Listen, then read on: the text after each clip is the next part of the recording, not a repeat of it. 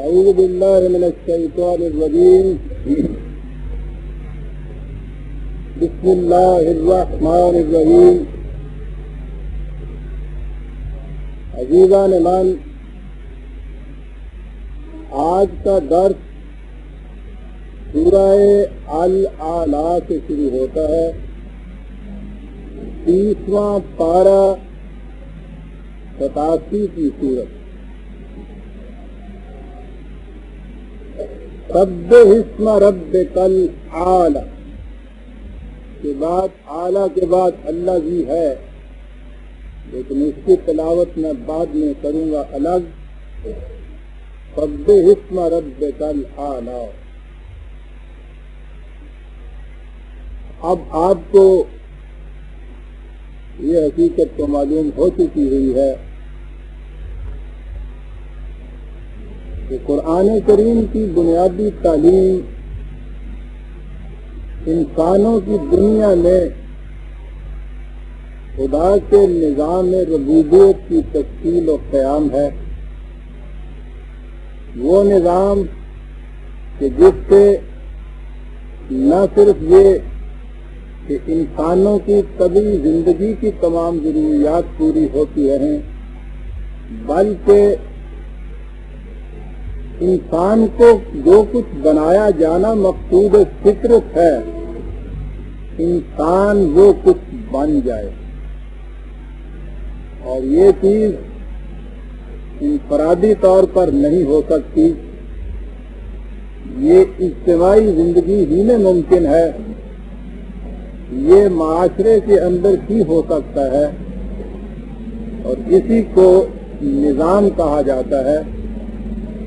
ایسا نظام کہ جو انسان کی طبعی ضروریات پورا کرنے کے بعد اس کی مثمر صلاحیتوں کی نشو و نما اس انداز سے کرے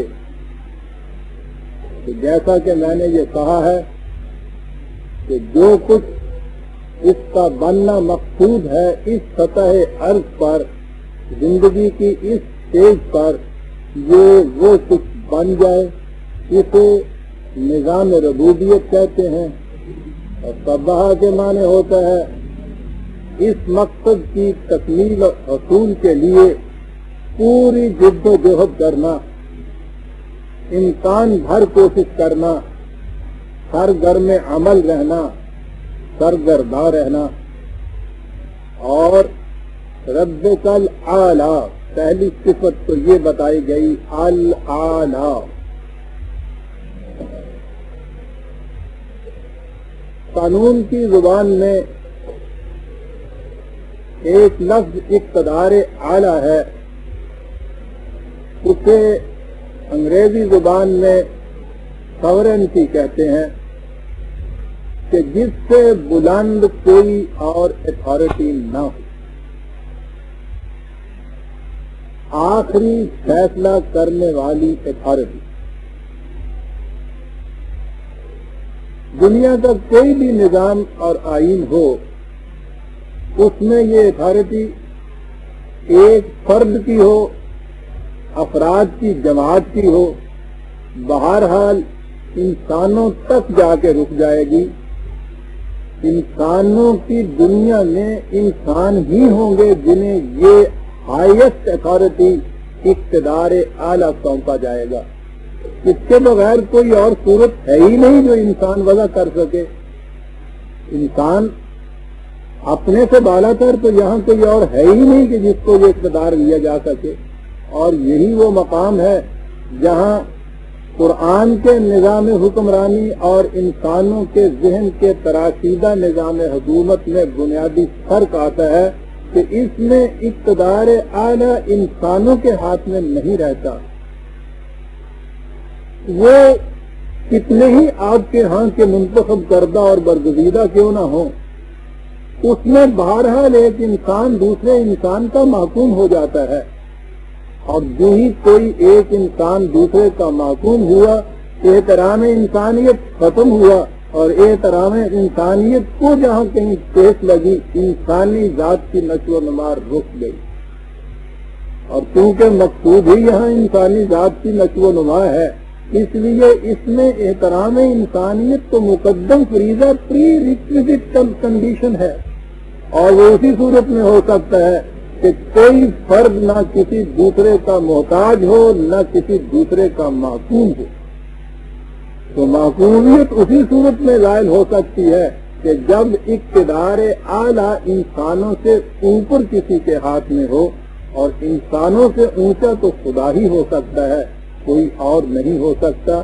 تو یہ وجہ ہے کہ قرآن نے اپنے نظام کے اندر اقتدار اعلیٰ خدا کو دیا ہے، انسانوں کو نہیں دیا۔ لیکن خدا خود آ کر تو پریزیڈنٹ کی کرسی پہ نہیں بیٹھ سکتا، اس کے اقتدار اعلیٰ کے معنی کیا ہوں گے، عملاً وہ کیسے ایکسرسائز ہوگا؟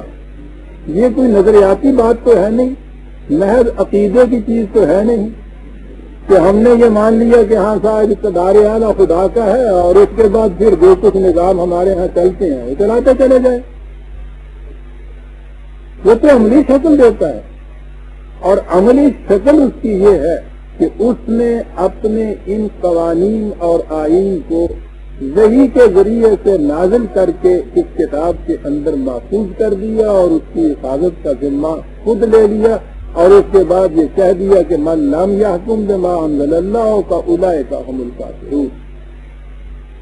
کافر و مومن کے اندر حد امتیاز یہ ہے کہ جو اس کے مطابق حکومت قائم کرتے ہیں وہ مومن کہلائیں گے، جو اس کے مطابق نہیں کرتے ہیں وہ کافر کہلائیں گے۔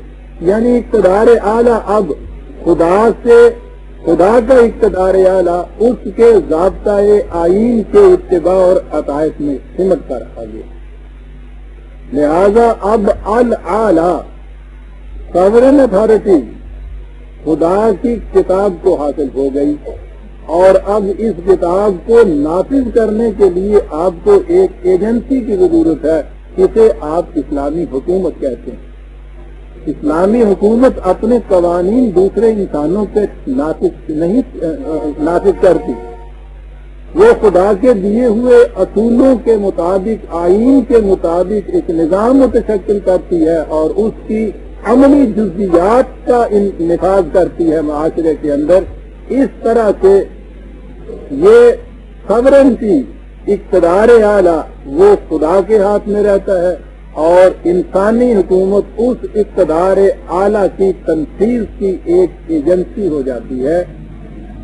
تو پہلی چیز تو یہاں یہ کہہ دی کہ مقصود ہے تمہارا خدا کے نظام ربوبیت کو عملاً متشکل کرنا۔ اس میں پہلی خصوصیت یہ ہوگی کہ الاعلیٰ وہی رہے گا، اقتدار مطلق اس کے ہاتھ میں ہوگا۔ اب اس کے بعد اس خدا کی 4 صفات کہیے یا اس کے پروگرام کی 4 کڑیاں کہیے، اور عزیزان مان یقین مانیے یہ 4 کڑیاں 2 آیتوں کی 3 لفظوں کے اندر آئی ہوئی ہیں، اور میں پوری ذمہ داری سے یہ عرض کر سکتا ہوں کہ اگر علم کی بارگاہ میں خدا کے متعلق صرف یہ 6 لفظ قرآن کے آتے اور کچھ بھی نہ ہوتا، علم مجبور ہو جاتا اپنا سر جھکانے کے اوپر کہ یہ کسی انسان کا کلام نہیں ہو سکتا۔ اور یہ بھی پوری ذمہ داری سے عرض کر دوں کہ انسانوں کی تصنیفات تو ایک طرف رہی، دنیا مذاہب میں جن کتابوں کو خدا کی طرف آج منسوب کیا جاتا ہے، کوئی ایک کتاب نہیں ہے جس میں خدا کے متعلق یہ 4 چیزیں کہیں کہی گئی، اور چیزیں یہ وہ کہی گئی ہیں کہ 1400 سال پیشتر تو ایک طرف، 200-250 سال پہلے کا انسان بھی یہاں تک نہیں پہنچ سکا تھا۔ پہلی دفعہ انسان کے ذہن میں جو یہ بجلی کی سی چمک ذرا پیدا ہوئی، یہ 18ویں صدی کی بات ہے۔ ابھی میں عرض کرتا ہوں کہ کیا چیزیں قرآن ان 4 لفظوں میں کہہ گیا ہے۔ 4 میں نے اس لیے کہا کہ 2 تو اس میں اللہ زی آتا ہے، یعنی وہ ذات، وہ خدا، اور باقی 4 رہ جاتے ہیں. سنیے کیا کہتا ہے. اللہ جی خلق فسوى والذی قدر فہدی. پہلی چیز ہے تخلیق.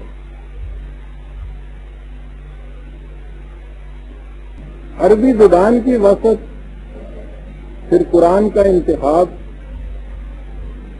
ہم ہی نہیں، غیر مسلم علماء بھی جب اس پہ غور کرتے ہیں انہیں بھی اس کا اعتراف کرنا پڑتا ہے کہ یہی زبان ہو سکتی تھی جو قرآن کے حقائق کی متحمل ہو سکتی تھی. پرنسپل کینیڈی لکھتا ہے کہ ہماری زبان، حالانکہ انگریزی زبان خاصی منجی ہوئی زبان ہے، اچھی خاصی وسعت اس میں آ چکی ہوئی ہے، تو کہتے ہیں کہ ہماری کوتا دامنی دیتی ہے کہ ہمارے ہاں تخلیق کے لیے ایک ہی لفظ کریشن ہے، لیکن وہ کہتا ہے کہ کس قدر وہ قسمت ہے یہ قوم کہ جس قوم میں اس کے لیے 2 لفظ امر اور خلق کے موجود. اور وہ کہتا یہ ہے کہ اب جب ہمارے ہاں لفظ ہی ایک ہے کریشن، تو میں یہ بتاؤں کہ یہ دوسری چیز کیا ہے.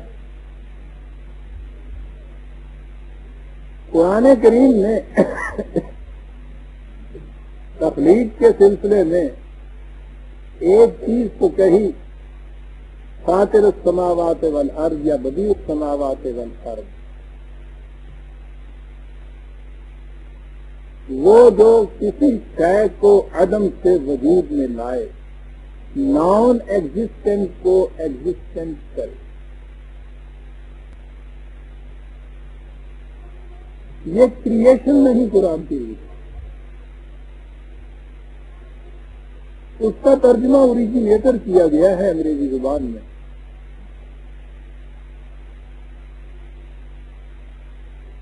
یہ کچھ تو قرآن نے یہ کہا کہ یہ معاملہ عالم امر سے متعلق ہے. تم نہیں سمجھ سکتے کہ کوئی شے عدم سے وجود میں کیسے آ جاتی ہے. تمہارا ذہن اس لامحدودیت تک پہنچ نہیں سکتا. لیکن اگلی چیز اس نے جو کہی ہے وہ ہے تخلیق. اور تخلیق میں نہ صرف یہی کہا ہے کہ تم اسے سمجھ سکتے ہو کہ یہ کیسے ہو جاتی ہے، بلکہ اس نے خدا کے علاوہ دوسرے خالقوں کو تسلیم کیا ہے کہ اور بھی خالق ہو سکتے. فاطر اور بدیع کو کوئی نہیں ہو سکتا. جب اس نے اپنے آپ کو احسن الخالقین کہا ہے، خالقین میں سے سب سے زیادہ حسن کارانہ انداز سے تخلیق کرنے والا، تو اس نے خالق تسلیم کیا. خالقہ جو ہے اس کے معنی ہوتا ہے کہ جو چیزیں موجود ہوں ان میں مختلف پروپورشن قائم کر کے مختلف تراکیب سے مختلف چیزیں بناتے چلے جائیں.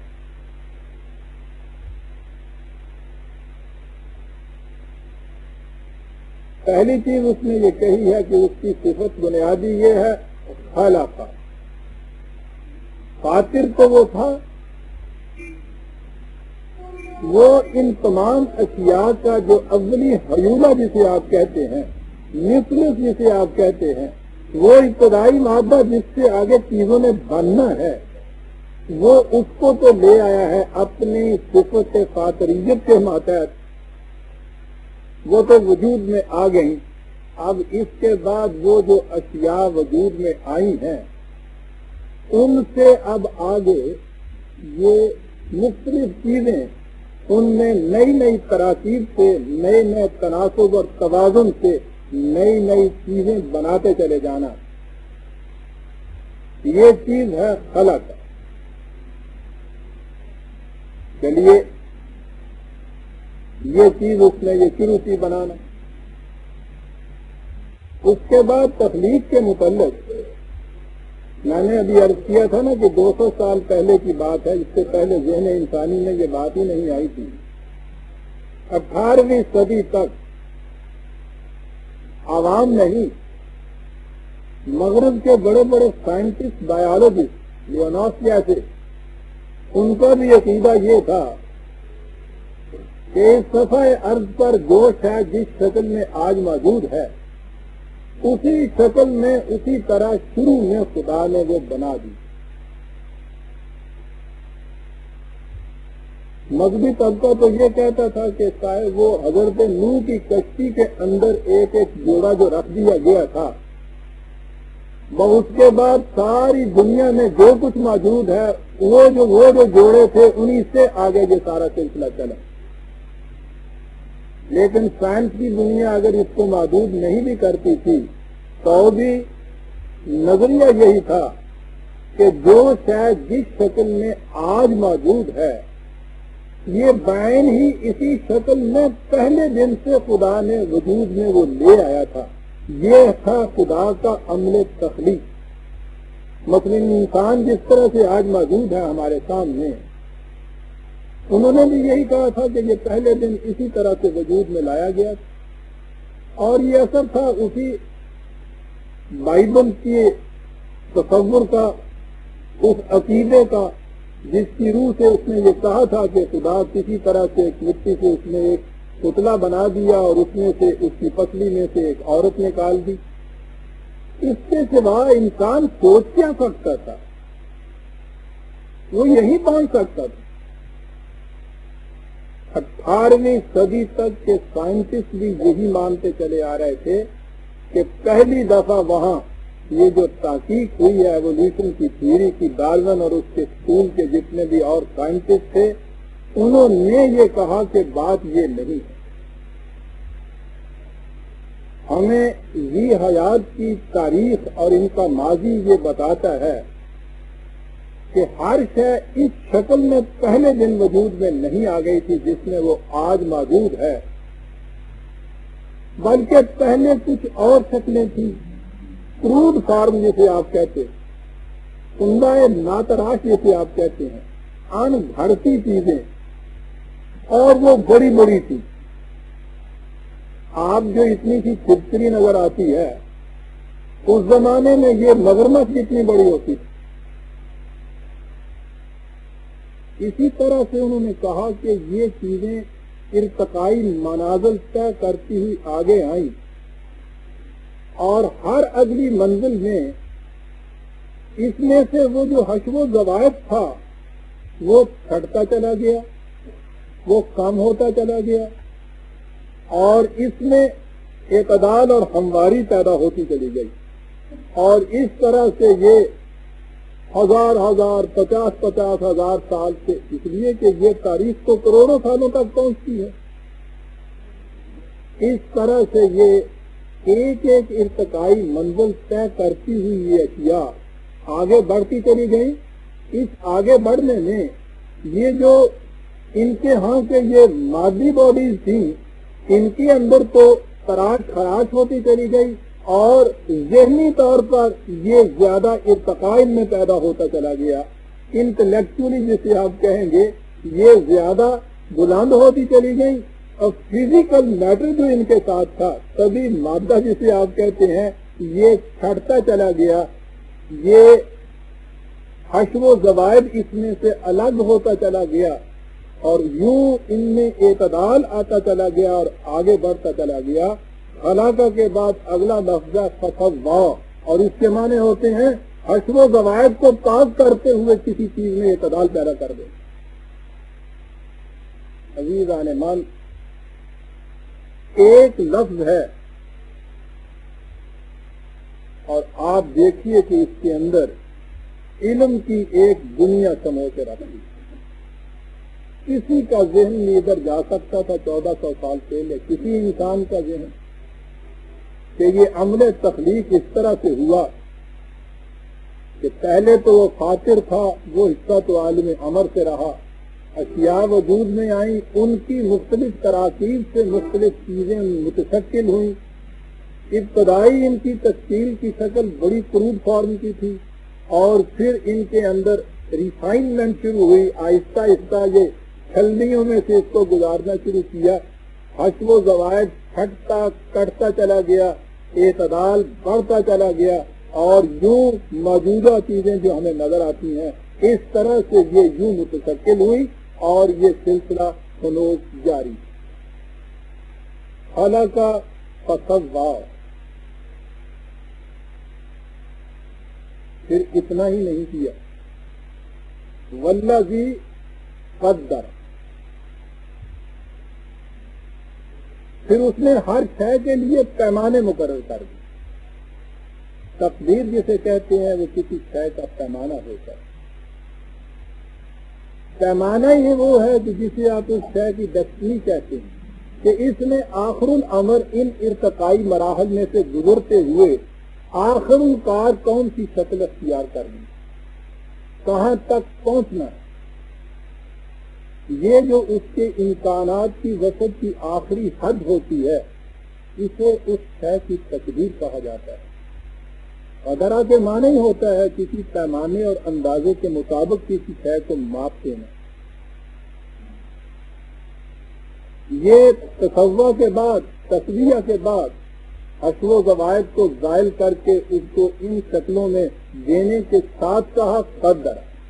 ہر شے کا ایک پیمانہ اور معیار مقرر کر دیا کہ اس معیار کے مطابق وہ یہ کچھ بنتی ہوئی چلی آ رہی ہے، اور ایک آخر میں آ کر ڈسٹنی کا لفظ جسے کہا جاتا ہے یہ ہے اس کی آخری تقدیر جسے کہیں گے. جیسے اس صفحہ عرض کے اوپر انسان کی یہ موجودہ ارتقائی منزل جو ہے یہ اس صفحہ عرض کے اوپر اس کی فزیکل لائف کی ایک ڈسٹنی چاہیے، انسان کی زندگی کی نہیں. یہ تو آگے بڑھنے والی چیز ہے اور یہ سارا کچھ ایک خاص پیمانے کے مطابق ہوتا چلا جاتا ہے. یہی پیمانے ہیں جنہیں خارجی دنیا کے اندر آپ قوانین فطرت کہتے ہیں.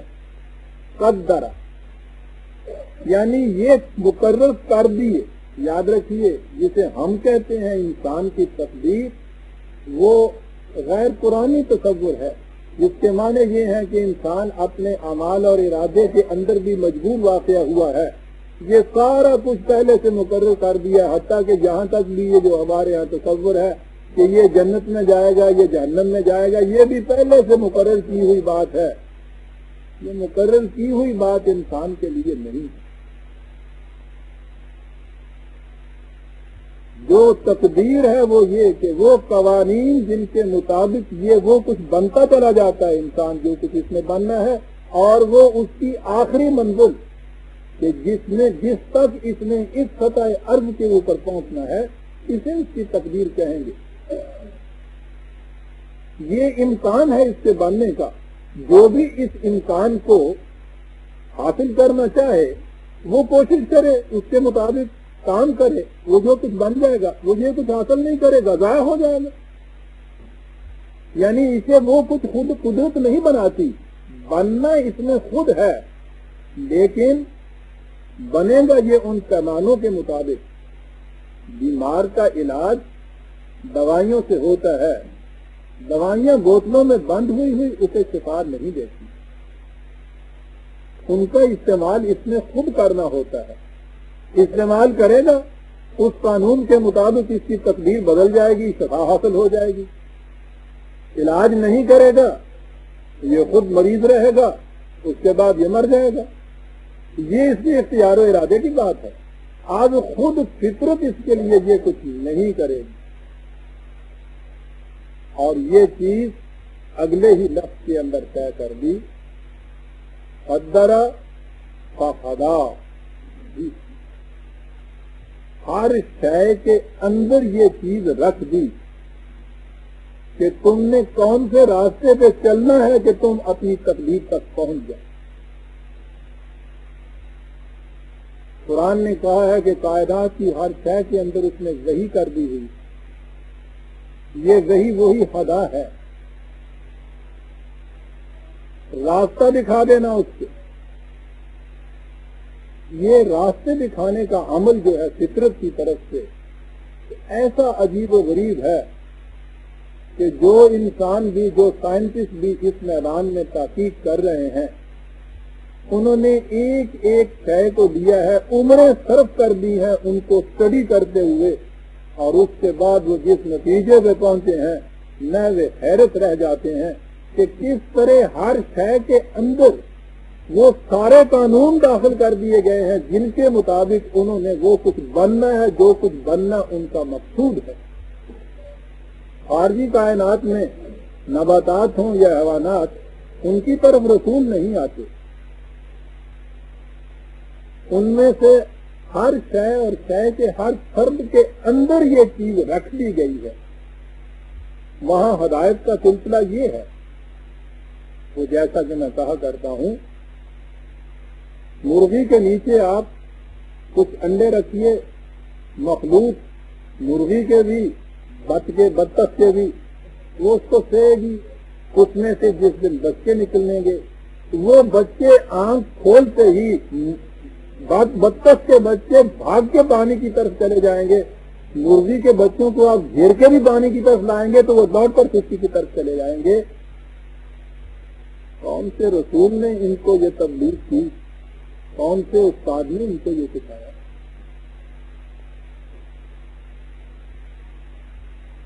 کہاں سے اس ایک حصار کے اندر جہاں روشنی تک نہیں پہنچ رہی تھی باہر کی, وہ انڈے کا ہول جس کے اندر یہ بند تھے, اس کے اندر ان دونوں کو الگ الگ تعلیم کس نے دے دی؟ اور پھر یہ دونوں یا مرغی کے بچے آپ نے دیکھا ہوگا کیل نہیں, کیل کا سایہ اگر ان کے اوپر سے گزر جاتا ہے تو بھاگ کے وہ مرغی کے نیچے چلے جاتے ہیں. صاحب انہیں پتا ہے کہ یہ ہمارے لیے ایک تقریبی چیز. بلی نہ دیکھی ہو انہوں نے, بلی کی میاؤں کی آواز کان میں آئے گی تو آپ دیکھتے ہیں کس طرح سے وہ بھاگ کے چھپ جاتے ہیں. کتے کی آواز سے جو نہیں چھپتے. یہ کس نے سکھا دیا انہیں یہ چیز؟ یہ چیز ہے جو ہر شے کے اندر موجود. اور یہاں تو پھر بھی آپ کو یہ زندگی مشہور شکل میں نظر آتی ہے. قرآن نے جو مثال دی ہے وہ اس سے بھی نازک ہے اور اسے میں سامنے لاتا ہوں. اتنا ننھا سا بیج, ذرا دیکھیے تو صحیح خوردبین کے نیچے بھی راستے اس بیج کے اندر سے چھپا ہوا نظر بھی آتا ہے ہمیں.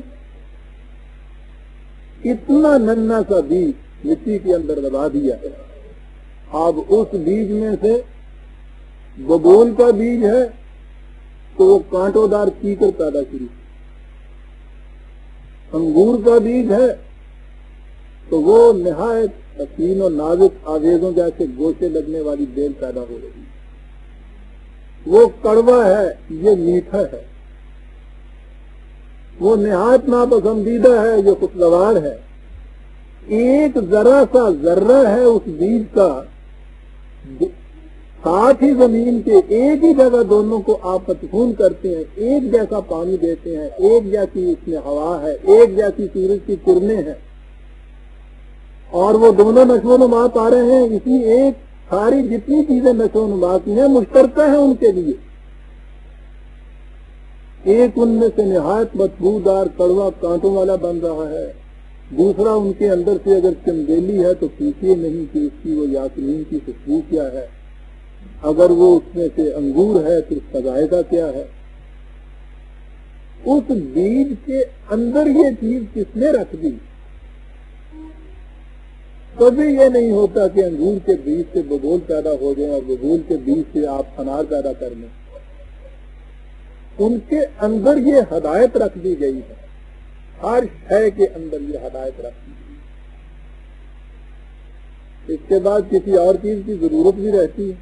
خلا کا ابتدائی حیولہ دیا, فسوا حشو و ضوابط کو خاص کیا, اعتدال کی ایک شکل دی, قدرہ پیمانہ مقرر کیا, قوانین دے دیے, فہدا اس کے مطابق چلنے کے لیے ہدایت دے دی. 4 لفظوں میں عزیزان من اس کے اقتدار اعلیٰ کی کار فرمائی آپ دیکھ رہے ہیں کس طرح سے ہو رہی ہے. الاعلیٰ, اور یہ اس اعلیٰ کی تفسیر ہو رہی ہے ان 4 کے اندر. اور مثال وہ لایا ہے جیسا میں نے ابھی عرض کیا تھا, ویسے تو حجریات کی دنیا میں، پتھروں کی دنیا کے اندر، ان آرگینک میٹر میں بھی یہ چیز آ سکتی تھی، لیکن چونکہ غیر محسوس کی تھی تو وہاں نہیں گیا قرآن۔ الذی اخرج المرء فجعلہ غثاء احوا، کہا اور بڑی بڑی چیزوں کو چھوڑ دیجیے۔ عرب بادیہ نشین نخلستان میں چشموں کے گرد جہاں وہ اپنے خیمے گاڑ لیتے تھے، وہاں گھاس تو کم از کم ہوتی تھی نا، کہا اور زیادہ چیزیں تم نے نہ دیکھی ہوں، اس گھاس کو ہی ذرا دیکھ لیجیے تو یہ کس طرح سے پیدا ہوتی ہے، کیسے نشو و نما پا رہی ہے۔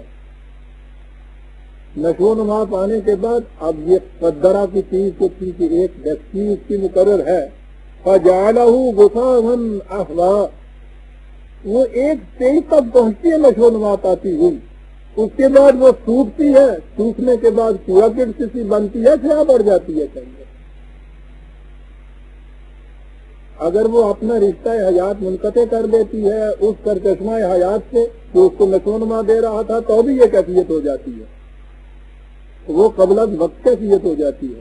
اور اگر یہ سب کچھ لے بھی لے، ہر پودا ہر فصل ایک خاص حد تک نشو و نما پاتا ہے، پھر وہ سب کو خشک ہونا شروع ہو جاتا ہے، اور اگر اس کو وہاں سے پھر وہ کاٹا نہ جائے تو اس کے بعد وہ کہتا ہے کہ دیکھو تو صحیح کیسے وہ خود بخود سیاہ ہو گیا، پورا کرکٹ ہو گیا۔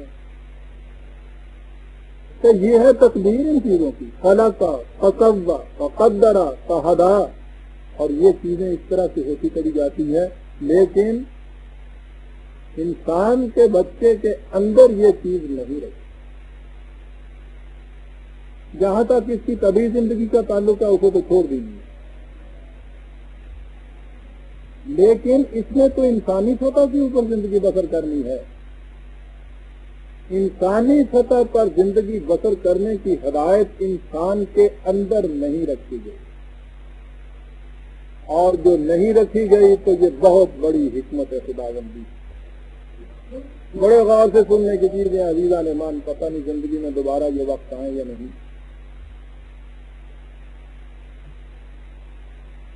کائنات میں جس شے کے اندر ہدایت رکھ دی گئی ہے، جس کے اندر وحی کر دی گئی ہے، وہ مجبور ہوتی ہے اس ہدایت کے مطابق زندگی بسر کرنے کا۔ کائنات کی کسی شے کو اس کا اختیار نہیں دیا گیا کہ وہ اس ہدایت کی خلاف ورزی کر سکے جو اس کے اندر رکھ دی گئی ہے، کر سکتی ہی نہیں، مجبور ہے، صاحب ارادہ نہیں ہے۔ کائنات کی کسی شے کے متعلق نہیں کہا گیا فمن شاء فلیؤمن فمن شاء فلیکفر، تم میں سے جس کا جی چاہے اس کے مطابق چلے، جس کا جی چاہے اس راستے کو چھوڑ کے اس کے خلاف چلے۔ اس ارتقاء کی منزل میں انسان وہ گلے سرسبز جہاں پہنچ کے یہ چیز اس کو یہ حاصل ہو گئی ہے کہ یہ ہے قانون، اب جس کا جی چاہے اس کے مطابق چلے، جس کا جی چاہے اس کے خلاف چلے۔ اگر انسانوں کے اندر یہ قانون رکھ دیا جاتا تو انسان بھی خارجی کائنات کی اشیاء کی طرح مجبور ہو جاتے، شر سے انسانیت محروم ہو جاتے۔ اس کا اختیار و ارادہ ہی تو ہے جس نے اسے اس کائنات میں سب سے زیادہ اعلیٰ مقام کے اوپر کھڑا کر دیا۔ ساری کائنات میں صاحب اختیار و ارادہ خدا، اور اس کے نیچے اس صفحہ عرض کے اوپر انسان، اور یہ اسی لیے ہے کہ اس کے اندر نہیں یہ چیز رکھ دی گئی۔ پھر یہ کیسے ملے گی؟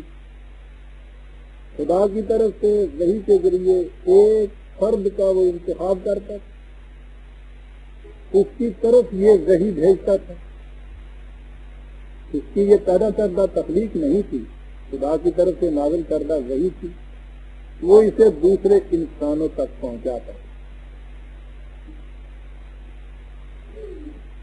یہ جتنے قوانین اشیاء کے اندر ودیت کر کے رکھ دیے گئے وہ ایسے محفوظ ہیں کہ کوئی خارجی اثر ان کے اوپر اثر انداز ہو ہی نہیں سکتا۔ یہ جو وحی دی گئی تھی اسے بھی اس قسم کا ہونا چاہیے تھا کہ اس کے اندر سے نہ تو کوئی چیز بھلائی جا سکے، نہ اس میں سے کوئی چیز ترک کی جا سکے، نہ اس میں کسی چیز کی آمیزش ہو سکے، جبھی اس کو حق حاصل تھا نا قانون بننے کا۔ قانون میں اگر کوئی غیر چیز کی آمیزش ہو جائے تو وہ قانون رہتا ہی نہیں ہے۔ اس قانون کو، اس ہدایت کو اس قسم کا ہونا چاہیے تھا۔ کہا انسانوں کی طرف یہی ہدایت کا جو سلسلہ تھا، فہدا کا تنکریو کا فلا تنسا، یہ چیز اے رسول ہم نے تمہیں دی ہے۔ اب یہ جو لفظ ہے نا سیرت جسے ہم کہتے ہیں، کرا جہاں سے لفظ ہے، قرآن جہاں سے یہ لفظ بنا، معنی عام اس کے پڑھنا کیا جاتا ہے، اس کے بنیادی معنی پڑھنے کے نہیں ہوتے، اس کے معنی ہوتے ہیں کسی شے کو جمع کر کے محفوظ کر دینے۔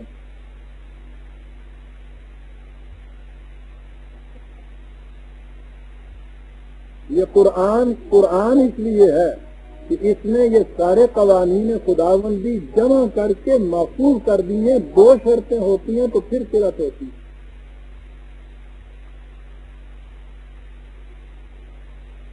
تنکریو کا یہ وہی، یہ ہدایت جو انسانوں کے لیے ہے، یہ اے رسول ہم تمہیں دے رہے ہیں۔ پہلی چیز تو یہ کہ اس کو ہم جمع کریں گے۔ وہ ہمارے ہاں جو تاریخی روایات آ رہی ہیں کہ رسول اللہ صلی اللہ علیہ وسلم بھی اس ساری وحی کو اسی طرح سے منتشر طور پر دے کے چلے گئے، بکھری ہوئی تھی کھجوروں کے پتوں پہ، ہڈیوں پر، ٹھیکریوں پر۔ پھر رسول اللہ کے بعد ان کی ڈھونڈیاں پڑی، تلاش ہونی شروع ہو گئی۔ وہ لمبا قصہ ہے، آپ کو معلوم ہے، سب تک دہرائے چلے جاؤں۔ کچھ ملا، کچھ نہ ملا۔ بعض آیات ایسی تھیں کہ جو کھجور کے پتوں پہ لکھی ہوئی تھی، اسے حضرت عائشہ کی بکری کھا گئی، معاذ اللہ۔ وہ یہ لفظ قرت کے اندر ساری چیز موجود ہے۔ عزیزان مان، قرآن تو اس طرح سے جامع واقعہ ہوا ہے، اس کے الفاظ کے اندر یہ چیز موجود ہے۔ جمع کرنا اور محفوظ کرنا دونوں اس لفظ قرآن کے لغوی معنی یہ ہے۔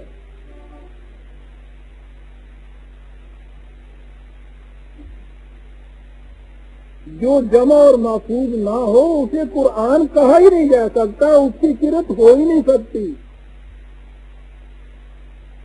تنکریو، ہم جمع کریں گے، ہم محفوظ کریں گے اسے، فلا تنسا، اس کا نتیجہ یہ ہوگا تنسا۔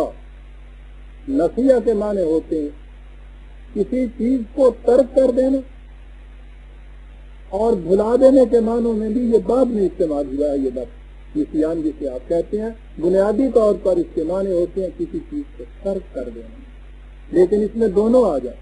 ہم اس کو جمع کریں گے، ہم اس کو محفوظ کریں گے تیرے پاس، اور اس کی صورت یہ ہوگی کہ تو نہ اس میں سے تو بلا سکے گا، نہ تو ترک کر سکے گا۔ قرآن بتا رہا ہے یہ نہ بھلایا گیا نہ ترک کیا گیا، خدا جمع کر رہا ہے، اور خدا نے جمع کرنے کے بعد اِنَّا نَحْنُ نَزَّلْنَا الذِّكْرَ وَإِنَّا لَهُ لَحَافِظُونَ، اتنی بڑی شہادت دی، ہم اس کو نازل کر رہے ہیں، ہم اس کے محافظ ہیں۔ حافظون کہہ دیا، یعنی صیغہ یہاں آپ دیکھتے ہیں فاعلون کا استعمال کیا قرآن میں، کبھی جا کر کرنے والا نہیں۔ اس کے معنی ہوتے ہیں ہم اس وقت یہ کر رہے ہیں اور کرتے چلے جائیں گے۔ اس کی حفاظت کا ذمہ اس نے لیا یہ، لیکن گنجائش سے نکالنے والے بھی ہم نے خود۔ یہ تو آپ کو معلوم ہے نا، ادھر سے ہمارے ہاں قانون بنتا ہے انسانوں کا، اور قانون شکن اسی وقت سوچ لیتے ہیں کہ اس میں سے نکلنے کا راستہ کون سا ہے۔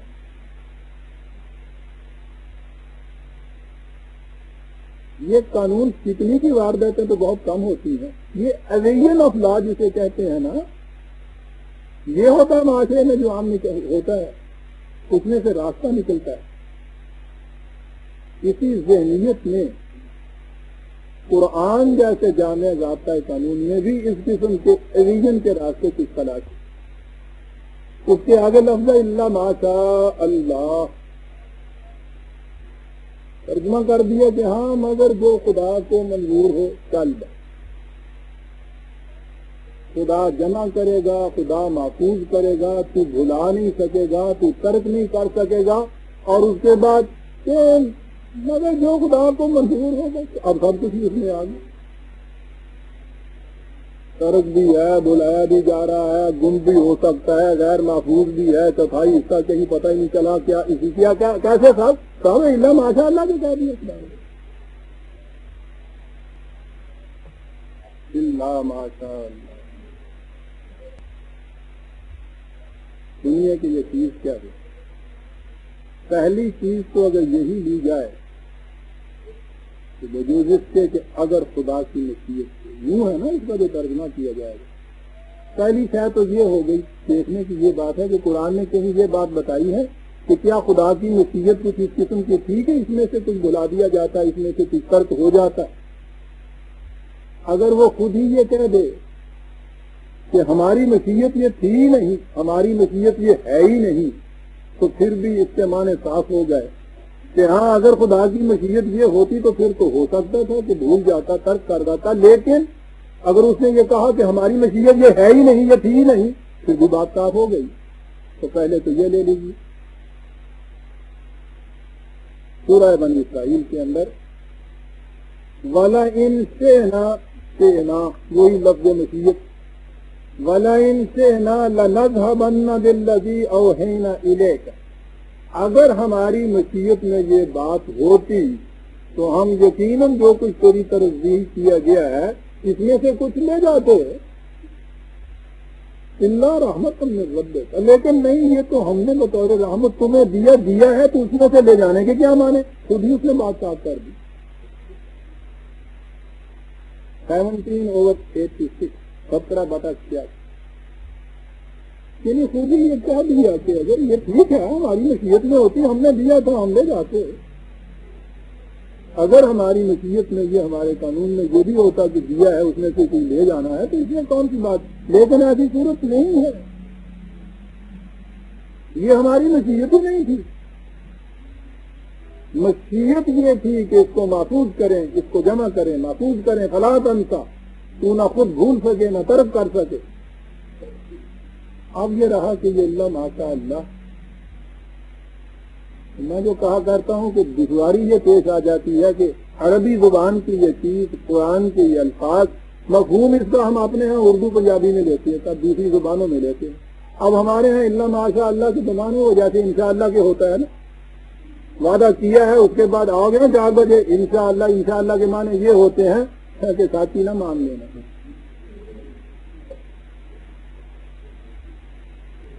یہ ہمارے ہاں اسی وقت بے تکلف دوست کیا رہتا ہے کہ بھائی یہ انشاءاللہ تو بات چھوڑو، تم ایمان سے کہو آؤ گے یا نہیں. یعنی اسی وقت پتا ہوتا ہے کہ اس نے جو ساتھ کہہ دیا انشاءاللہ تو ابھی سے اس کے دل میں چور ہے. ہم اللہ کو لاتے ہی اس وقت ہے جب کہیں سے ہم نے پھر جانا ہو. جب کوئی اور چیز کام نہ دے تو اس وقت اسے استعمال کرتے ہیں.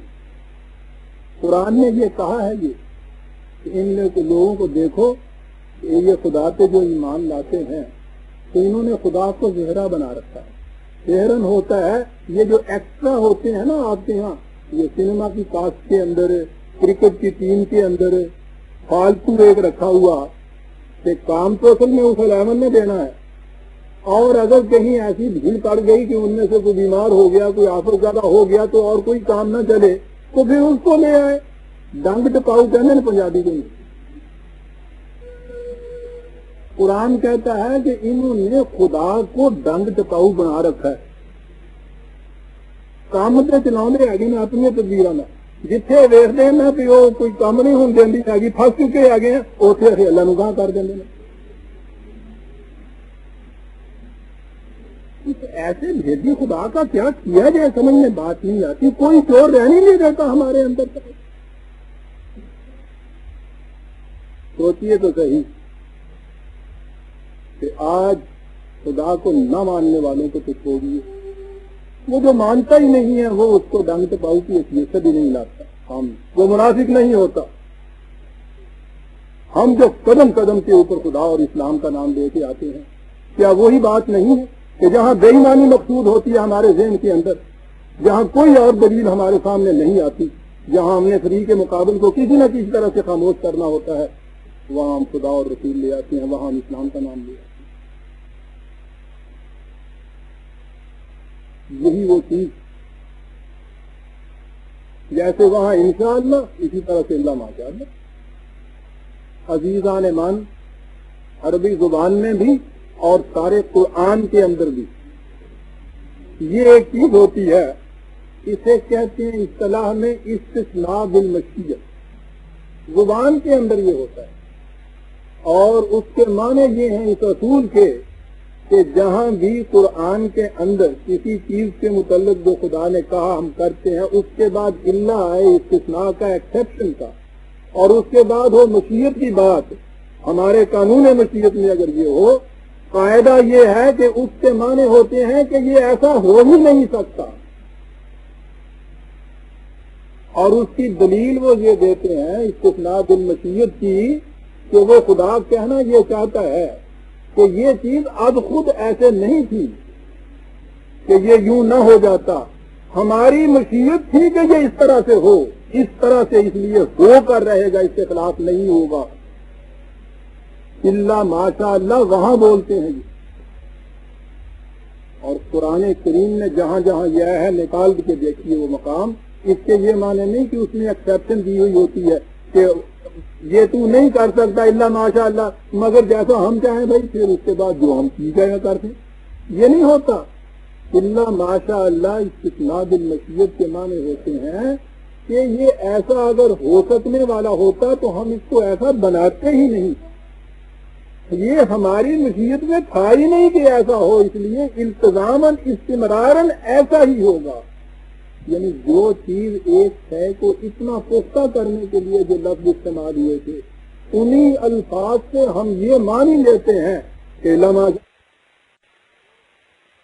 اللہ کی مرضی ہے، اس میں سے اب اس کی مرضی تھی، اس نے اتنا قرآن دیا، اس میں سے اتنا نکال کے لے گیا، وہ قرآن وہ آتے لے گئے، پولیس سے ربڑ دکھاؤ گے ہم مینا قضت خدا اللہ ماشاء اللہ۔ اگر وہ ہونا ہوتا تو ہم ایسا کرتے ہی نہیں، تم جانتے ہی نہیں ہماری مشیت کیا ہوتی ہے۔ مشیت ہمارے ہاں کی معاذ اللہ مہاراج رنجیت سنگھ دے حکم نہیں ہوں ہے، کبھی یوں کرتا کبھی یوں کر دیتا۔ مشیت تو خدا کے اس قانون کا نام ہے جو عالم امر کے اندر بنتا ہے، وہی قانون جو عالم خلق میں آ جاتا ہے اسے وہ سنت کہتا ہے اپنی۔ ہم اس کو جمع کریں گے، ہم اس کو محفوظ رکھیں گے، تو اس میں سے نہ کچھ اڑا سکے گا نہ ترک کر سکے گا، اس لیے کہ ہماری مشیت کا یہ فیصلہ ہے۔ یہ ترجمہ ہے برادران عزیز آیات۔ قرآن کا ایک ایک حرف اپنی اصلی شکل کے اندر ان دفعتین کے اندر محفوظ چلا آتا ہے جو ہمارے پاس آج موجود ہے، اسی ترتیب کے ساتھ اسی طرح کتاب کی شکل میں مدون مرتب محفوظ جمع کیا ہوا نبی اکرم صلی اللہ علیہ وسلم نے دیا امت کو، اور اس وقت سے آج تک اسی طرح سے چلا آ رہا ہے اور چلا جائے گا کہ جس کی حفاظت کا ذمہ خود خدا لے، دنیا کا کوئی حادثہ اس کے اندر کوئی تبدیلی نہیں پیدا کرتا۔ اور اگر کسی کو اس چیز کے اوپر بھی شک ہے اور یہ ایمان نہیں ہے تو پھر وہ ساری قرآن کے اوپر ہی ایمان اٹھ جاتا ہے اس کا۔ سوال ہی نہیں پھر کہ کیا آیا تھا کیا باقی رہ گیا۔ باقی مذاہب کی کتابوں کے اوپر سارا اعتراض ہی ہمارا یہ ہے، ورنہ ان کے من جانب اللہ ہونے پہ ایمان تو ہمارا ہے قرآن کی روح سے۔ وہ ایمان یہ ہے کہ وہ اپنے نبی کے اوپر تو صحیح اپنے اصلی شکل میں اتری تھی، اس کے بعد وہ اس شکل میں محفوظ نہیں رہی، جبھی تو اس دوسری کتاب کی ضرورت پڑی۔ اور اگر اس کے متعلق بھی یہ ہمارا ایمان ہو کہ یہ بھی وہ اوریجنل جو تھی وہ نہیں رہی، تو ان کے ہاں تو پھر بھی گنجائش تھی کہ وہ اس سے اپنے نبی کے بعد ایک دوسرے نبی کے آنے کا انتظار کرتے تھے۔ وہ کہتے تھے کہ اگر نہیں رہی تو خیر چند دن کی بات ہے، ایک اور رسول نبی آنے والا ہے، وہ آ کے اس کو پورا کر دے گا۔ آپ سوچئے کہ آپ کہاں کے رہے؟ عقیدہ یہ کہ وہ کتاب اصلی موجود نہیں رہی، دوسرا عقیدہ یہ کہ نبی اب کوئی آنا نہیں ہے۔ آپ لوگ تو ان سے بھی کیا گزرے ہو گئے۔ ختم نبوت کے معنی یہ تھے کہ جو کچھ خدا نے انسانوں کی ہدایت کے لیے بھیجنا تھا، ایک تو یہ کہ مکمل ہوتا، تمت کلمۃ ربک صدقا وعدلا، مکمل ہوتی وہ ہدایت، اس لیے کسی سپلیمنٹری کی ضرورت نہ پڑتی کسی آنے والے کی کہ وہ اضافہ اس میں کرے گا۔ پھر یہ ایسی اصولی ہوتی کہ زمانوں کے تبدیلی احوال سے اس کے اندر کسی تبدیلی کی ضرورت نہ پیش آتی۔ کہا لا مبدل لکلمات، کوئی اس میں تبدیلی نہیں کر سکے گا، مکمل ہو گئی، تبدیلی کی ضرورت نہیں۔ تیسری چیز یہ ہو سکتی تھی کہ تھی تو یہ تھی لیکن یہ اپنی اصلی شکل میں رہی نہیں۔ کہا کہ نحن لہ حافظون انا لہ لحافظون، ہم اس کی محافظت کرنے والے، مکمل غیر متبدل محافظ خود خدا اس کا۔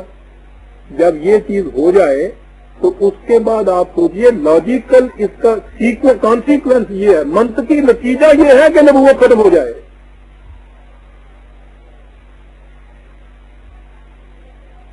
نبی تو آتا ہی وہی لے کر ہے،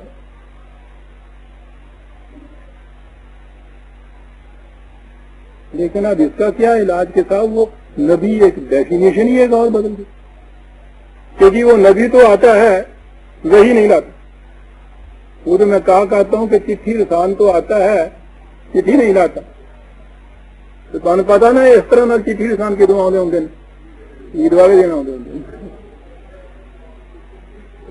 کوئی عیدیاں لینی آتے نے پھر ہو جائے اللہ ماشاء اللہ، خدا کی مشیت میں یہ ہم جمع کریں گے، ہم محفوظ کریں گے، تو نہیں بلا سکے گا، تو نہیں ترک کر سکے گا۔ کیا بات ہے، کس انداز! اگر ایسا ہو سکنا ہوتا تو ہماری مشیت کچھ اور کرتی، اللہ ماشاء اللہ ہماری مشیت یہ تھی کہ ایسا نہیں ہو سکے گا۔ دیا کہے کے لیے یہ انہو یعلم الجہر وما یخفی، ایک تو انسان کی وہ خصوصیات ہیں، اس کی وہ صلاحیتیں ہیں جو سامنے ہیں، کبھی زندگی کی وہ ساری سامنے ہوتی۔ کہا کچھ اس کی ایسے بھی امکانات ہیں، پوٹینشیلٹیز ہیں جو چھپی ہوئی ہیں، جو مضمر ہیں، مشہود ہو کے سامنے نہیں آئی، پیدائش کے ساتھ ہی یہ نہیں ہوا، وہ ان ڈیولپڈ ہیں، ان کی ڈیولپمنٹ کی ضرورت ہے۔ یہ انسان کی وہ صلاحیتیں جو یکفا ہیں، جو مضمر ہیں، ان ڈیولپڈ ہیں، چھپی ہوئی ہیں، پوٹنٹ فارم کے اندر ہیں، لیٹنٹ ہیں، ان کو ایکچوئلائز کرنا بھی ہمارے پروگرام میں تھا۔ ان صلاحیتوں کی نشو و نما کے لیے جو قانون دینا تھا وہ ہے قرآن کے اندر جو ہم نے دیا تھا، ورنہ جو جہرا ہے اس کے لیے تو ضرورت ہی نہیں تھی قانون کی۔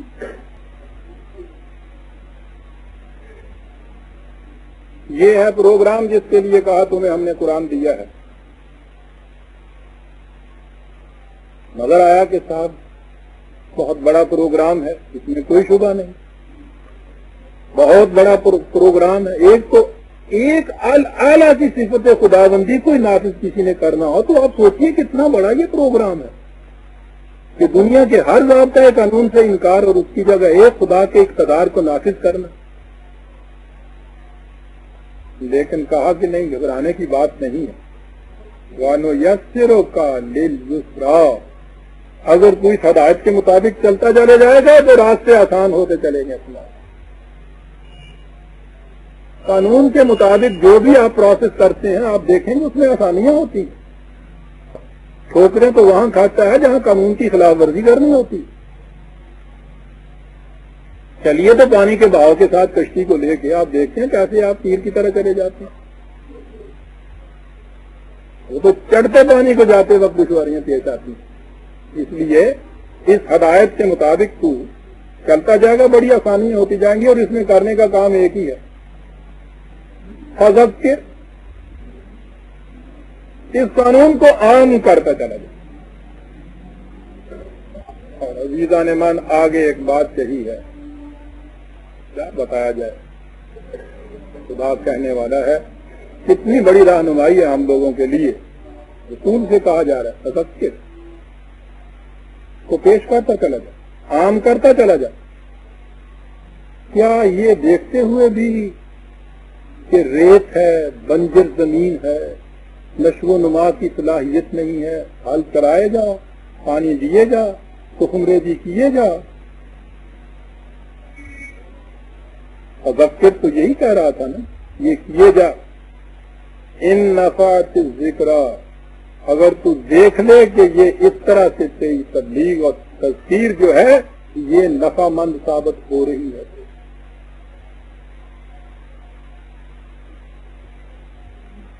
جب کسی مقام پہ کسی گروہ میں یہ دیکھے کہ وہاں کیفیت یہ ہو رہی ہے کہ وہ اپنے خلق سے کام ہی نہیں لینا چاہتے.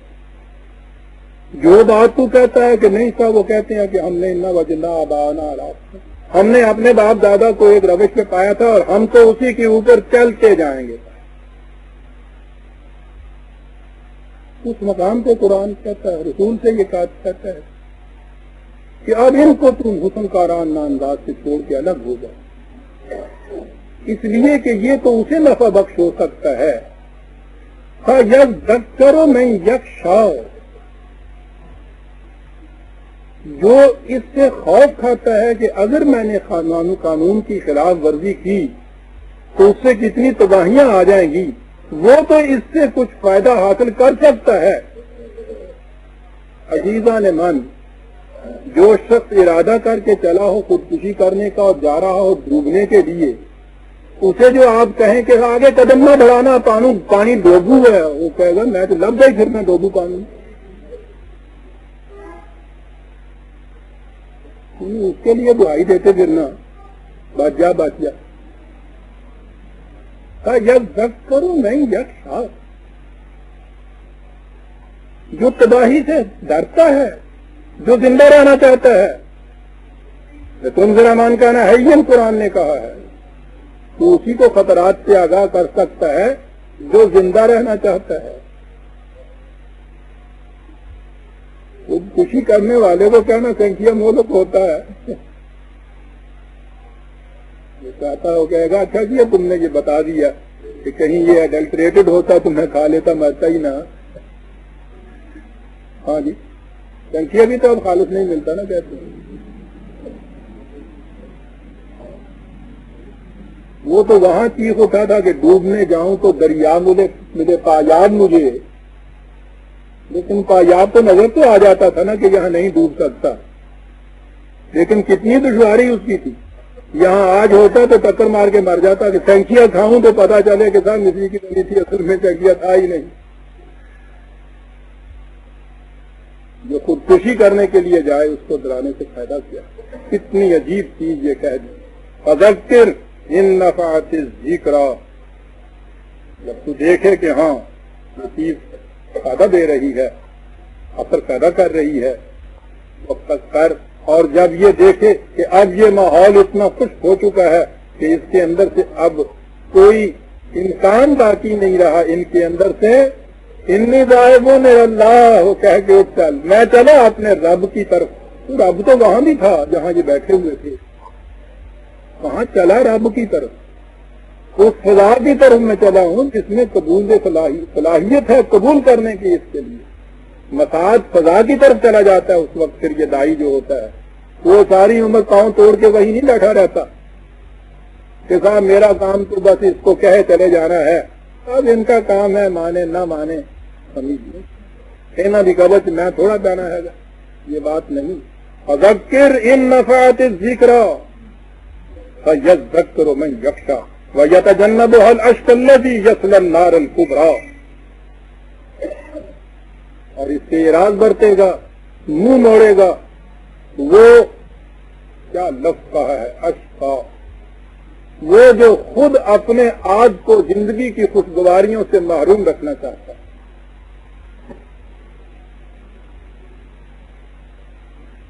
وہ اس سے منہ موڑ لے گا۔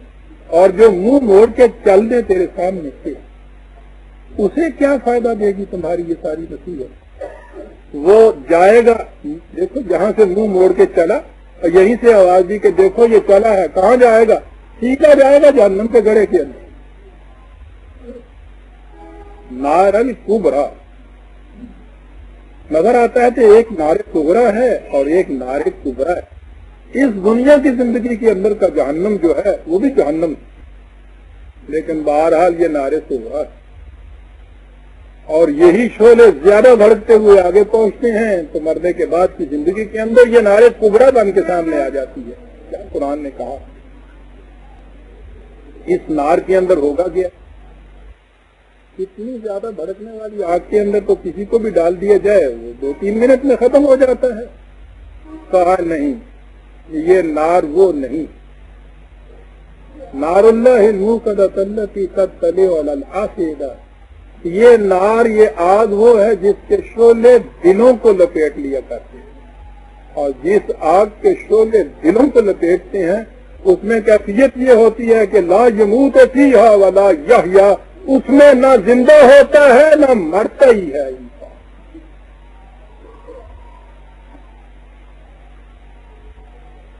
آپ نے یہ سنا ہوگا کہ وہ جیل خانے کے اندر یا حوالات کے اندر قیدی نے خودکشی کرنے کی کوشش کی، کیا ہوتا ہے؟ وہ جو اس کو عذاب اس طرح سے مل رہا ہوتا ہے، اس سے چھوٹ جانے کا ایک راستہ یہ ہے کہ خودکشی کر لے آدمی۔ دنیا کے ہر عذاب سے انسان چھوٹ سکتا ہے، موت، اور وہ عذاب کے جس میں مرنا چاہے تو مر بھی نہ سکے انسان۔ عزیزان من، آپ سوچئے کہ وہ عذاب کیا ہو۔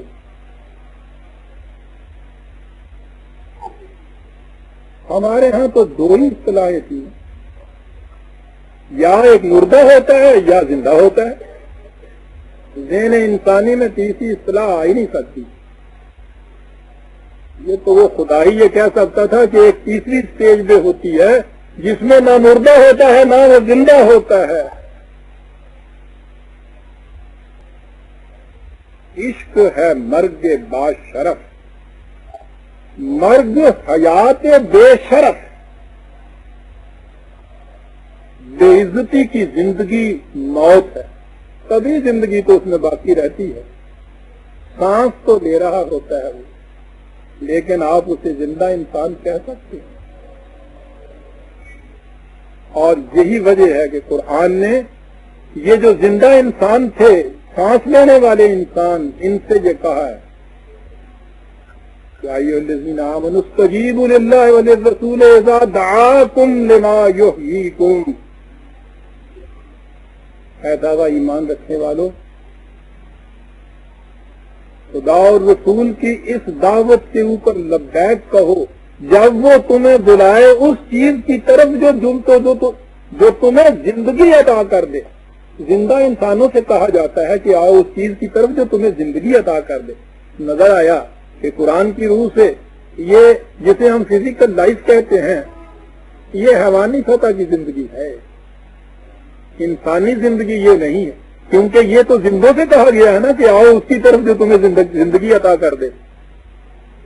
انسانی سطح کی زندگی کچھ اور زندگی، تو جو یہاں کہا گیا ہے کہ پھر اس میں نہ موت ہوگی نہ زندگی ہوگی، تو معنی اس کے یہ ہے کہ فزیکل ڈیتھ تو اس کے اندر ہوگی نہیں، اور انسانی سطح کی زندگی جسے کہا جاتا ہے وہ زندگی بھی وہاں نہیں ہوگی۔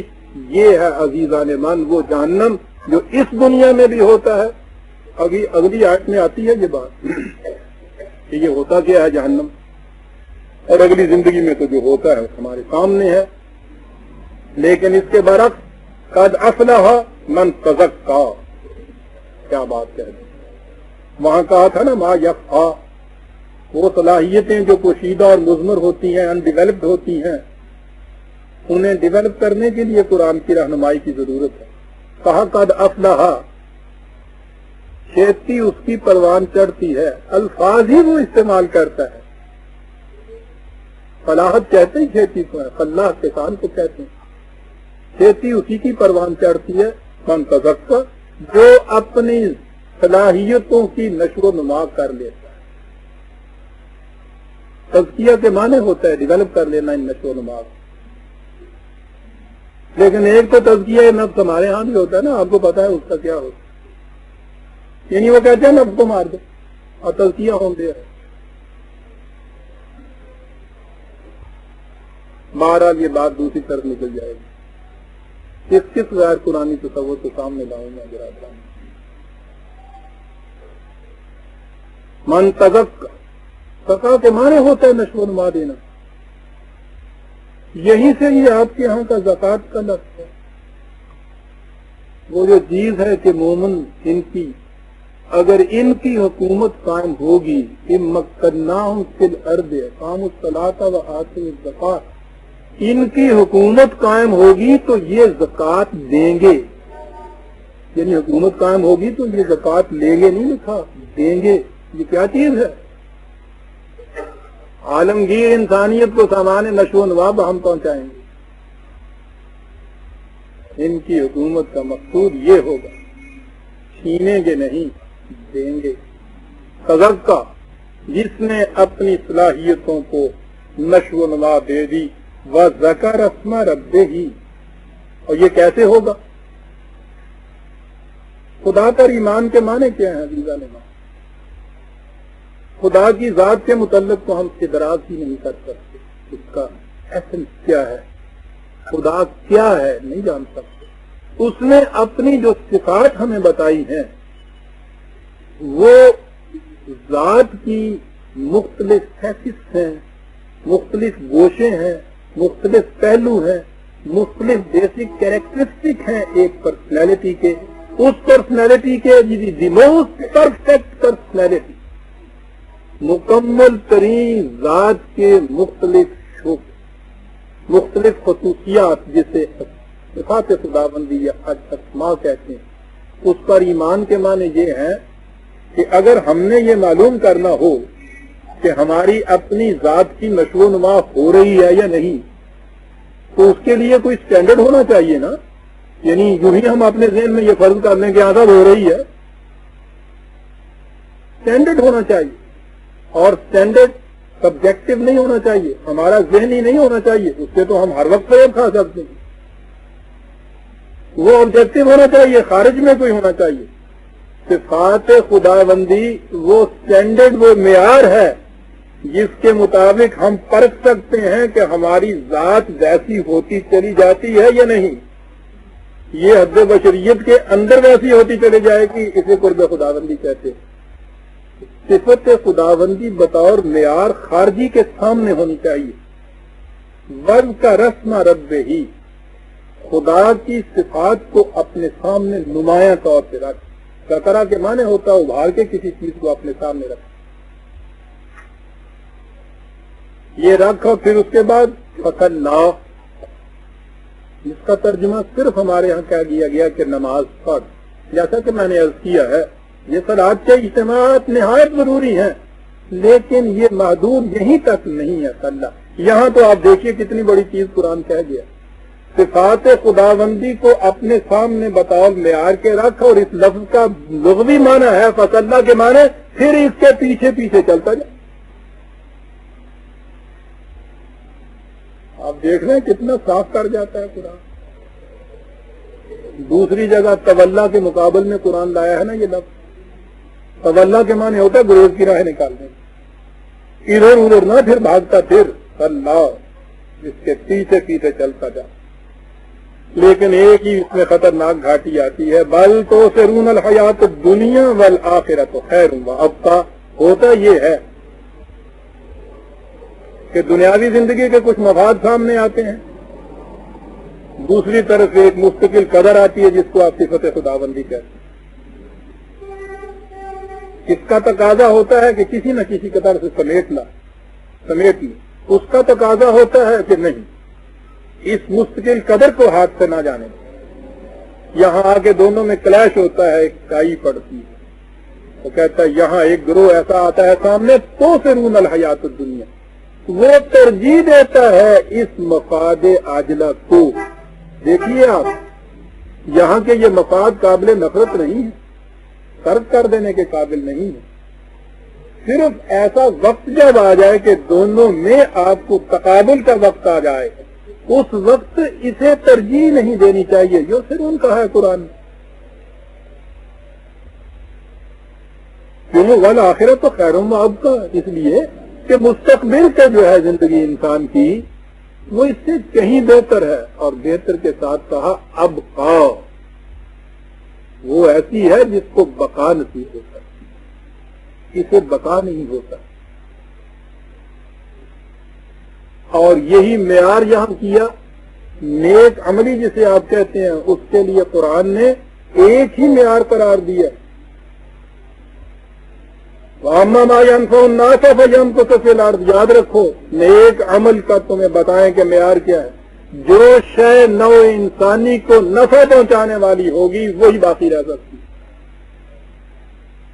اب یہ جو ابقا کہا تو انسان کے وہ اعمال اس کو بقا بخش سکتے ہیں جو اعمال نوع انسانی کے لیے نفع بخش ثابت ہیں۔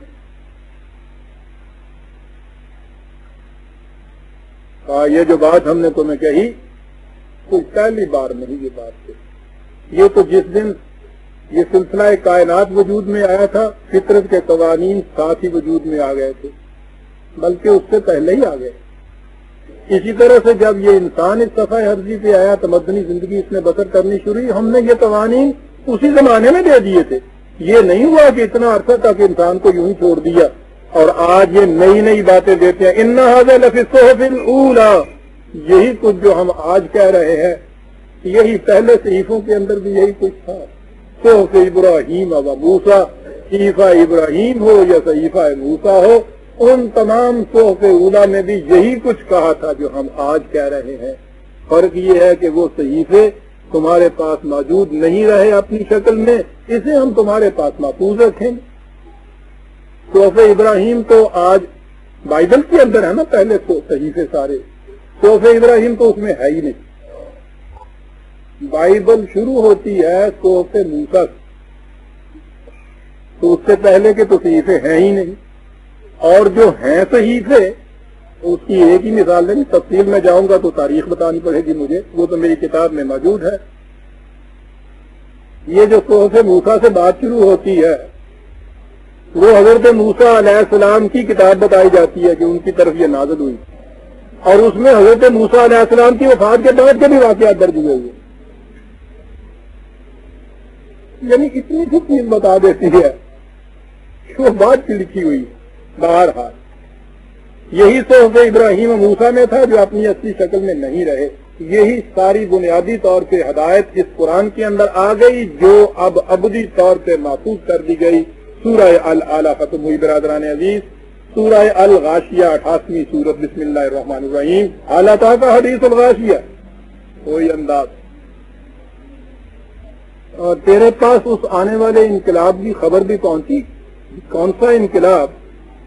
وہ جو ڈھانپ لے گا تمام چیزیں۔ آپ دیکھتے اوور آل جو اس کے اوپر محیط کل ہو جائے گا، زندگی کے مختلف شعبوں کے اندر چھوٹے چھوٹے انقلابات تو آتے رہتے ہیں، ایک انقلاب عظیم ہوتا ہے جو زندگی کے تمام شعبوں کو حاوی ہوتا ہے، کو محیط ہوتا ہے۔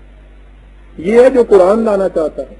قرآن کے انقلاب کی خصوصیت کبریٰ برادران عزیز یہ ہے کہ وہ مین ایز اے ہول کو لیتا ہے، انسان کا تمام ہی لیتا ہے وہ، اور اس کی پوری زندگی کے ہر گوشے میں ایک انقلاب پیدا کرتا ہے۔ اس انقلاب کے وقت ہوگا کیا؟ دو گروہ بتائے انسانوں کی، کیسے عجیب گروہ بتائے۔ وجوہ یومئذ خاشعۃ عاملۃ ناصبۃ۔ دیکھیے برادران عزیز، غلط نظام کا نقشہ کس طرح دو لفظوں میں کھینچ دیا ہے۔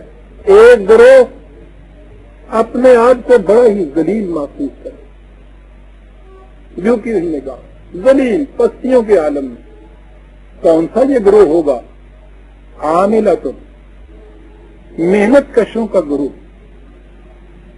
وضاحت تو یہ نظر آتا ہے کہ عامل عمل کرنے والے، کام کرنے والے، محنت کش. بھئی یہ کیوں اس طرح سے ذلیل محسوس کریں؟ کہا نظام یہ ہوگا عاملۃ ناصبۃ، وہ محنت کش کہ دن بھر محنت کریں گے اور شام کو تکان کے سوا ان کو کچھ نہیں ملے.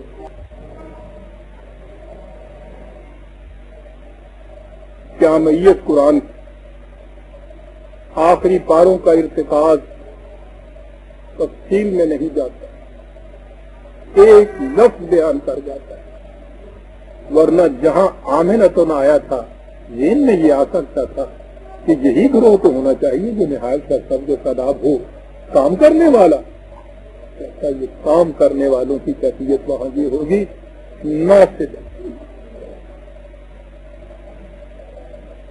کون سا یہ گروہ، یہ کون سا نظام ہے؟ تصلا نارن حامیۃ تسقی من عین آنیہ. پورے کا پورا معاشرہ جہنم کی آگ کے اندر جھلس رہا ہے.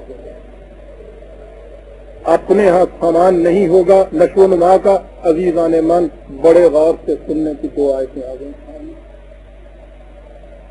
ارے دل یہ تو اپنی داستان معلوم ہوتی. میں سمجھتا ہوں کہ وہ انقلاب بہت قریب آنے والا ہے، اس لیے کہ جس کی نشانیاں قرآن نے بیان کی ہیں نظر آ رہی ہیں ہمارے سامنے ایک ایک کر کے. کہا اس جہنم میں جلنے والے معاشرے کی کیفیت یہ زندگی کا مدار پانی پہ ہوتا ہے.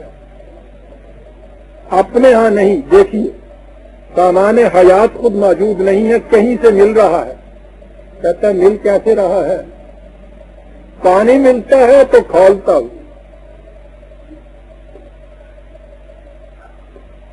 جو ہلاکت میں آمیز ہوتا ہے، جلا دیتا ہے کھیتیوں کو، انسانی زندگی کو بھی تلف کر دیتا ہے. کہیں سے پانی لیتے ہیں وہ کھولتا ہوا ملتا ہے. کھانے کو کیا ملتا ہے؟ برادران عزیز ایک لفظ قرآن لیس لہم طعام الا من ضریع. کھانے کو کیا ملتا ہے؟ سمندر میں خس و خاشاک، بدبودار جھاڑیاں، کانٹے دار کچھ ٹہنیاں کہیں سے ٹوٹ ٹوٹ کر وہ وہاں اکٹھی ہو جاتی ہیں. اس کو اس کی ضرورت نہیں ہوتی. اس کی لہریں اچھالتی ہیں، اسے اچھال کر ساحل کے اوپر پھینک دیتی ہیں. پانی پیچھے ہٹ جاتا ہے، یہ وہاں باقی رہ جاتی ہیں. کہا کہ یہ جہنم ان قوموں کا ہے کہ دوسری قوموں کی طرف سے جو کچھ انہیں ملے گا وہ اس انداز سے ملے گا جیسے یہ سمندر کی بڑی بڑی تلاطم خیز لہریں اچھال کے ان چیزوں کو ڈال دیتی ہیں تمہاری طرف، وہ چیزیں جو دنیا میں کسی کے کام کی نہیں ہوتی. لا یسمن ولا یغنی من جوع. ترو تازگی دینا تو ایک طرف رہا، کم بخت بھوک بھی تو نہیں مٹا سکتی وہ چیزیں. اور ساحل کے اوپر ان چیزوں کو چننے والوں،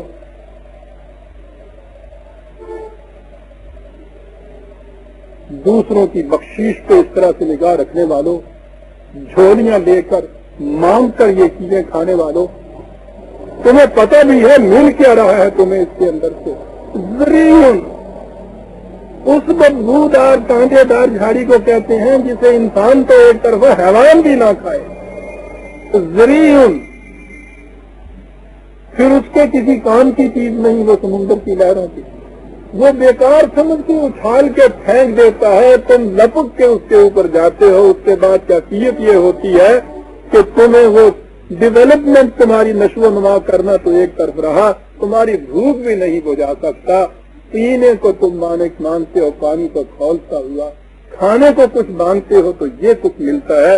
کہتا ہے یہ ہے وہ دور کہاں یہ ہوتا ہے عاملۃ ناصبۃ، جہاں محنت کش کا، جہاں مزدور کا، جہاں محنت کرنے والے کی کیفیت یہ ہوتی ہے کہ شام کو تکام کے سوا اس کے حصے میں کچھ نہیں آتا. اس معاشرے میں یہ کیفیت ہے. وجوہ یومئذ نائمۃ. اور دوسری طرف دوسرا گروہ جو ہے ان کی کیفیت جو ہے ناصبۃ نائمۃ لایا ہے اس کے ساتھ. نائمۃ نام کا لفظ کیا عرض کروں، وقت کیا یہ وقت تو چاہیے تھے، ایک صورت ہوتی ہفتہ بھر کا وقت ہوا کرتا. بہرحال نائمۃ نام انعام انعمت علیہم جس سے کہتے ہیں. عربی زبان میں نام کا لفظ جو ہے عزیزان من ترو تازگی، نرمی اور آسائش، روانی، رفت اور بلندی، یہ ساری چیزیں جس چیز کے اندر ہوں اس کے لیے یہ لفظ بولا جاتا ہے. اور پھر ان کے ہاں نائم اس کو کہتے ہیں جو کنویں کی منڈیر پہ کھڑا ہوا پانی نکالے اور پیاسوں کو آواز دے کہ آؤ تمہیں نہ پلا.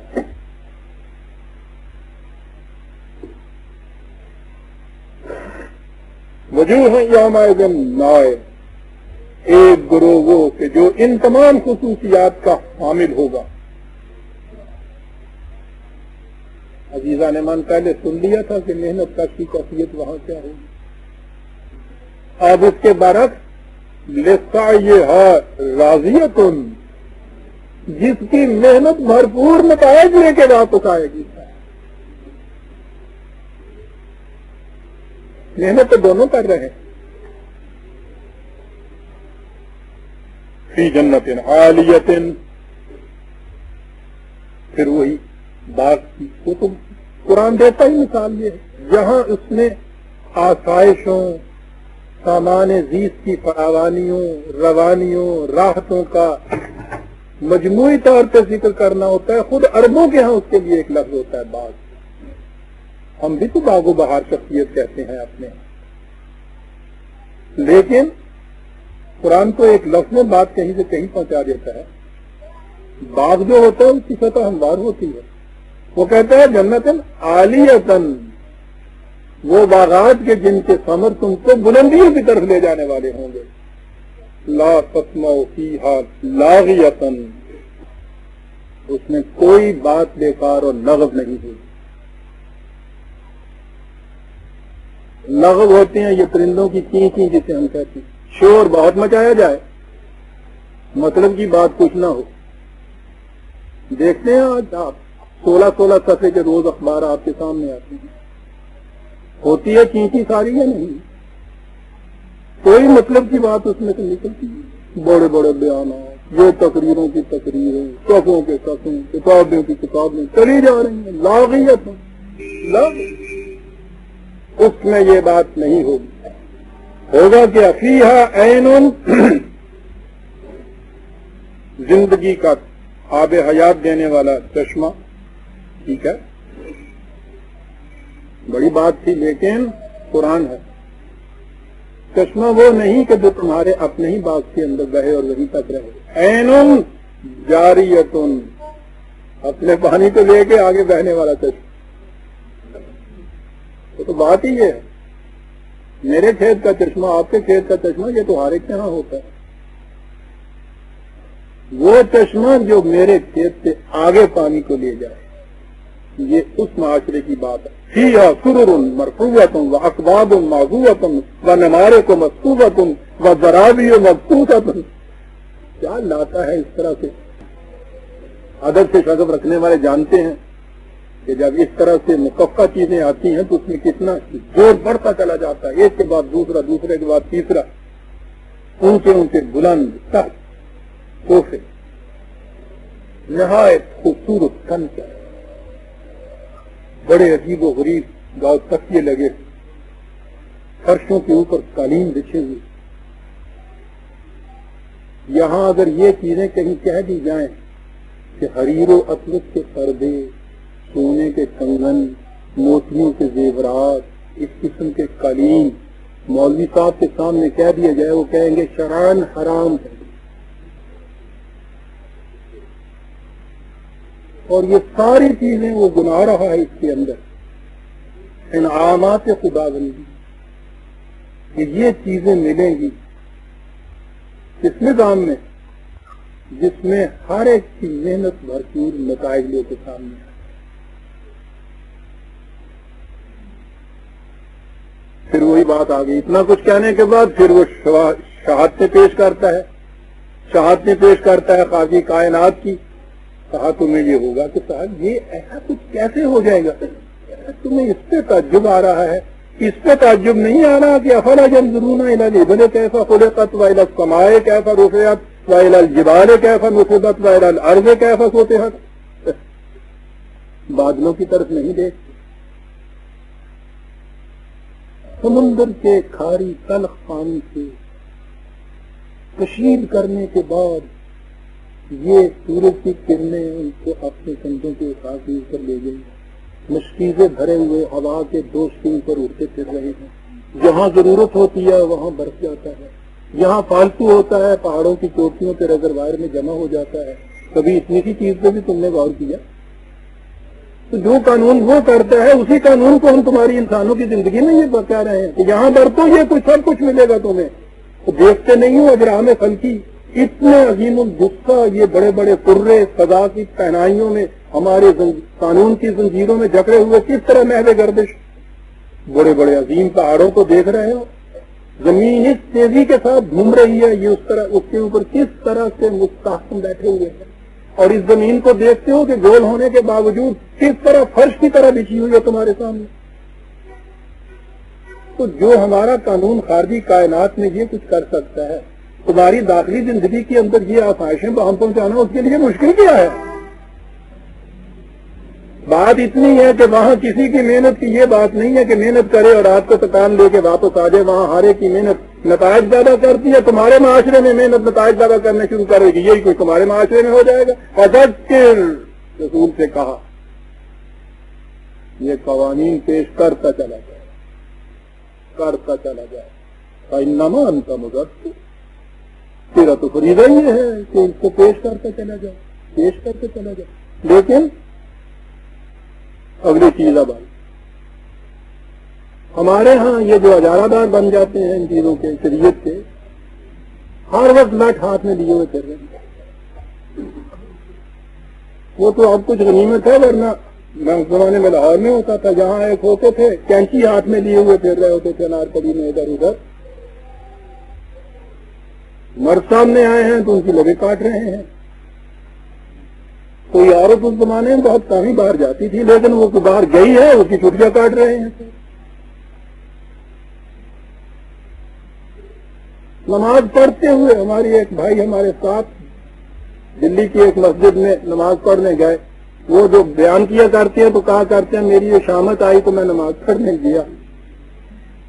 پتلون پہنے ہوئے کھڑے تھے. کھڑے کھڑے تو خیریت گزری. جو ہی رکوع میں گئے تو ساتھ والے جو تھے انہوں نے اس طرف نگاہ دوڑائی یعنی نگاہ ادھر آ رہی ہے. دیکھا تو اب ان کی پتلون ٹکنوں سے ذرا نیچے ہو گئی. برداشت کیسے ہو سکتا؟ وہیں اس نے اپنی نماز توڑ دی بیٹھ گیا.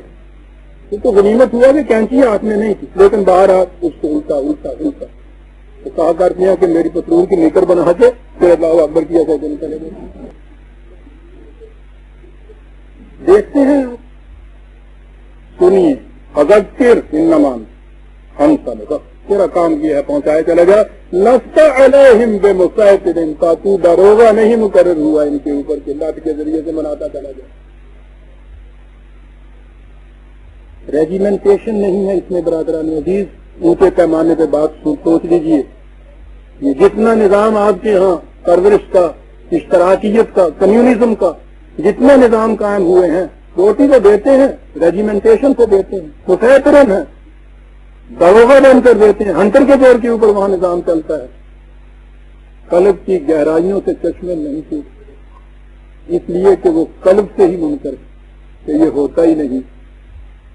تو جو چشمہ وہاں سے نہیں ٹوٹے گا اس کو تو ہنٹر کے دور پہ منوانا پڑے گا. ریجیمنٹیشن نہیں ہے. لست علیہم بمسیطر الا من تولی وکفر.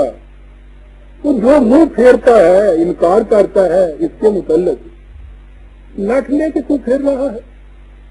سوال ہی نہیں ہے کہ تو کیا کر رہا تھا. یعذبہ اللہ العذاب الاکبر، خدا کا قانون خود اس کو تباہی کا عذاب دے دے گا.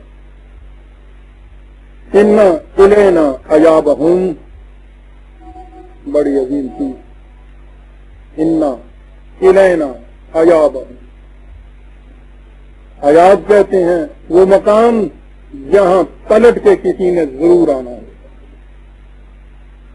جدھر جیتا ہے یہ چلے جائیں. تولا کہا تھا نا یہ تو بھاگ رہے ہیں ادھر ادھر، کہاں بھاگ جائیں، کہاں بھاگ کے جائیں گے. وہ جو کہا کرتے ہیں کہ ساری رات وہ چلتے رہے، صبح جب اٹھ کے دیکھا تو وہیں کہیں تھے.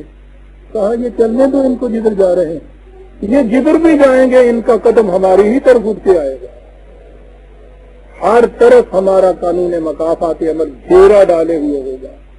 محیط بالکافرین، ہم تو چاروں طرف سے جان بچھائے ہوئے ہیں صاحب. جانے تو ان کو جدھر جاتا ہے. عیاب کے معنی ہوتا ہے پھر لوٹ کے کہیں آنا. 2 منٹ کی اجازت دیں تو ایک لفظ سامنے آ گیا ہے. کیا بات ہے صاحب قرآن کی. عیاب سے ہی لفظ معاب ہے. ان کے ہاں سفر جب کرتے تھے، ہمارے ہاں بھی پہلے سڑکوں کے اوپر پڑاؤ ہوتے تھے.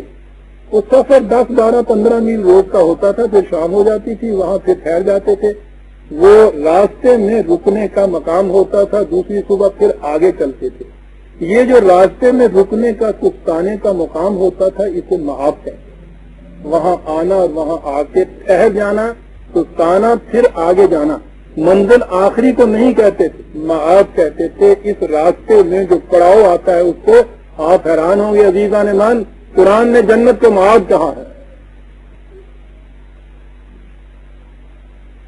قرآن ہے.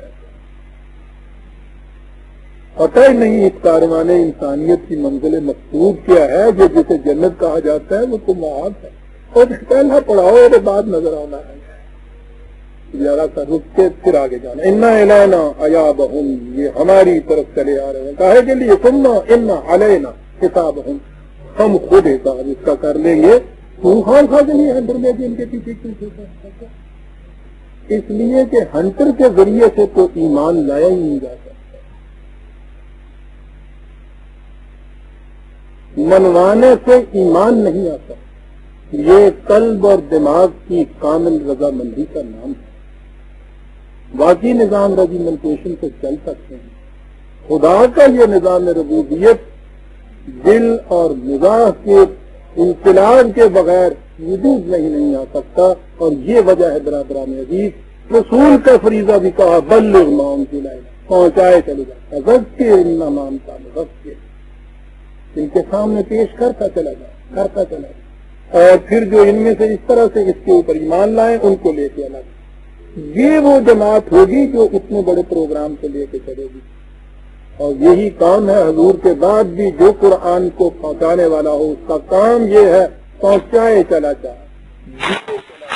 ان میں سے پھر جو نکل کے سعادت مند روحیں آئیں یہ وہ ہوگی کہ جو اس نظام کو مستقل کریں گی. سورہ آل غاشیہ ختم ہوئی برادران عزیز. اس کے بعد اگلے درس میں ہم سورہ الفجر لیں گے. لیکن ذرا تشریف رکھیے.